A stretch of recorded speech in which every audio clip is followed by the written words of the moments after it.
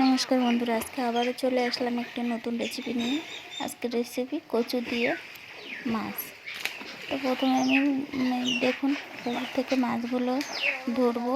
ভাই মাছগুলো ধরছে, দেখা যাক এখন কি মাছ পাই। মাছগুলো না ধরা পর্যন্ত বুঝতে পারছি না কি মাছ পড়বে জালে। তো অনেক সময় পরে দেখুন এই মাছগুলো আমি জাল বেয়ে পেয়েছি। তো এগুলোকে এখন কেটে নেব।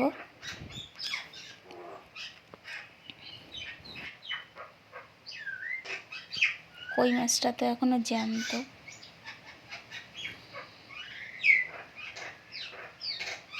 তো এখন আমি যে কচুটা দিয়ে মাছগুলোকে রান্না করব সে কচুটা নিয়ে আসি। কচুটা আমি আগেই তুলে রেখেছিলাম।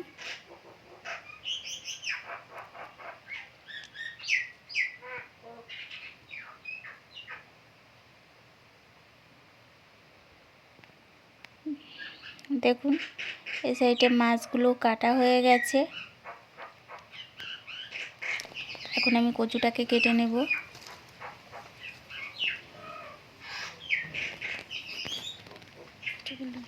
সাইডে দুটো কাঁকড়া ছিল, কাঁকড়া দুটোকে আমি কচু শাক দিয়ে রান্না করব।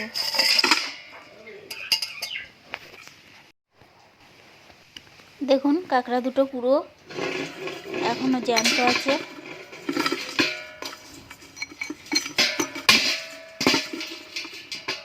কড়াইটা উনুনের উপরে বসিয়ে দিলাম, দিয়ে মাছগুলোকে প্রথমে আমি ভেজে নেব।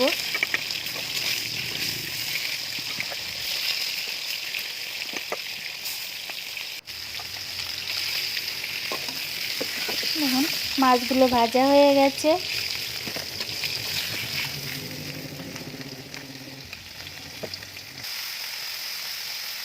এখন কড়াইতে একটু জল দিয়ে কচুগুলোকে সিদ্ধ বসিয়ে দেব।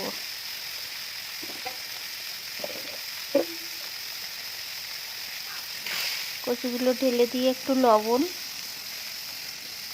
দিয়ে ঢেকে দেব। কিছুক্ষণ পরে দেখুন কচুগুলো সিদ্ধ হয়ে এসেছে। এখন আমি এটা একটি পাত্রে নামিয়ে নেব। নিয়ে কড়াইটা আবারও উনুনের উপরে বসিয়ে দেব। একটু জিরে ফোড়ন দিয়ে জিরেটা ভেজে তুলে নেব।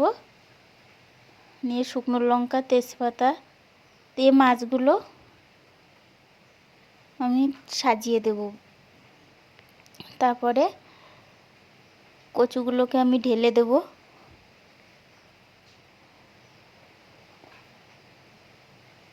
দিয়ে আবারও 2 মিনিটের জন্য ঢেকে দেব। এই সাইডে আমি ভাজা জিরে ও কাঁচা লঙ্কাটাকে বেটে নেব। দেখুন এদিকে তরকারিটা হয়ে এসেছে। এখন আমি ভাজা জিরে ও লঙ্কাটাকে দিয়ে দিলাম, দিয়ে আবারও 1 মিনিটের জন্য ঢেকে দেবো। সামান্য পরিমাণে একটু চিনিও দিয়ে দেবো। 1 মিনিট পরে দেখুন রান্নাটা হয়ে গেছে। এখন আমি এটা একটা পাত্রে নামিয়ে নেব। এই সাইডে আমি কচু শাকটাকেও এখন বসিয়ে দেব। তো কচু শাকটা আমি আগে থেকেই সিদ্ধ করে রেখেছি। প্রথমে কড়াইতে তেল দিয়ে শুকনো লঙ্কা, রাঁধুনি ফোড়ন ও তেজপাতা দিয়ে ভালো করে ভেজে পেঁয়াজ কুচি, রসুন বাটা দিয়ে ভালো করে নেড়ে চেড়ে কাঁকড়াটাকে দিয়ে দেব। কাঁকড়াটা ভাজা হয়ে গেলে কচু শাকটাকেও দিয়ে দিলাম। দিয়ে ভালো করে আবারও ভেজে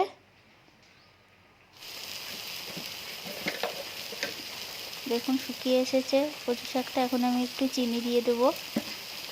দিয়ে দেখুন কচু শাকটা আমার রান্না হয়ে এসেছে। তো বন্ধুরা রেসিপিটা ভালো লাগলে অবশ্যই কমেন্ট করে জানাবেন। ভিডিওটা ভালো লাগলে অবশ্যই লাইক ও সাবস্ক্রাইব করে দেবেন। তো দেখুন কচু শাকটা হয়ে গেছে।